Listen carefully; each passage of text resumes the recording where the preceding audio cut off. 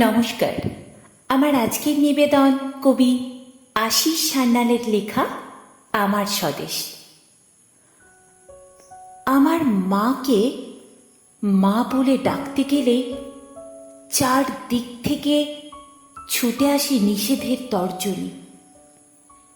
কিছুতেই বুঝতে পারি না কেন জন্মদায়িনী মা, জননী জন্মভূমি আমার স্বদেশ নয়, যার বাতাসে স্তন্যে প্রতিপালিত আমার শৈশব।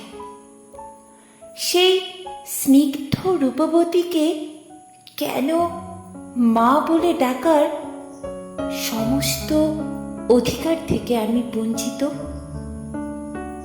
তাই জননী জন্মভূমি বা স্বদেশ স্বাধীনতার কথা ভাবতে গেলে বুকের ভেতরে একটা স্তব্ধ শূন্যতা খাঁ খাঁ করে ওঠে।